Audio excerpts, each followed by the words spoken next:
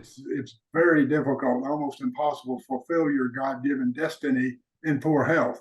Moses said in Deuteronomy 34, verse 7, when God was fixing to transition him, my eyes are not dim and my facilities are all working as God designed them. That's what I want for myself and for y'all.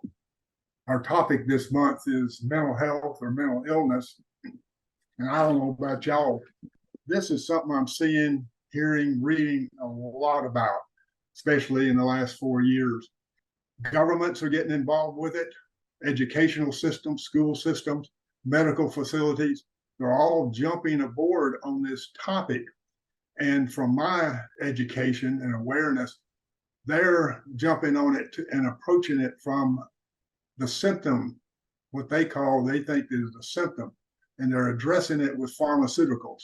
And so, in my personal opinion, this is a money issue. What is mental health? Mental health is not new. It is not getting worse. It has been an issue since the beginning of time. Management of mental health is getting worse, thus the increase of suicides. Here's one of the keys. Mental health is not a disease or illness. We're not teaching ourselves how to manage our lives, thoughts, emotions, and behaviors. This is from Carloline Leaf, who is a Christian neuroscientist with over 25 years of clinical practice, not just sitting around reading books, but an actual practice. And in her practice, she dealt with individuals from about 3 years of age to 80. And one of the keys that she found in her practice, the key root issue was identity. We do not know who we are. God designed us. He wrote a book about us. He has a destiny plan for us. And we're out there everywhere reaching and grabbing. Do you see me? Do you hear me? Wanting some kind of verification, validation from the world, but God's already given us that. Our ability to think, feel, and choose has the power of life and death and will determine the way we live our lives. Another quote from Carloline Leaf. Another quote, our choices have an impact, and those choices become our physiology. And what we believe, as well as what we believe about ourselves, alters the facts. We are not victims of our biology. Via our thoughts, we can be our own brain surgeons, and God designed us to be our own brain surgeons.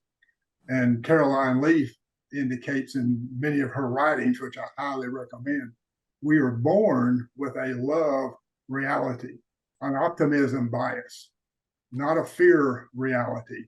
This is a mind map I put together, and I'd really invite you to take a picture of it, download it, and walk through it. See how you're thinking about your thinking. Again, mindsets are information, they're emotions, but here's one of the keys. They're based on, our mindsets are based on perception and interpretation, as well as our expectations. And this shapes our words, habits, actions, and everything we do in our life. And so basically, our lifestyle is based on our mindsets.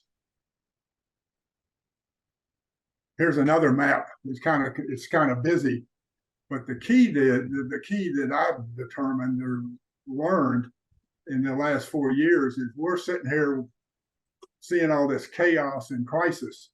And how are we thinking? Again, Carloline Leaf says we are born with a love-based reality, optimism bias.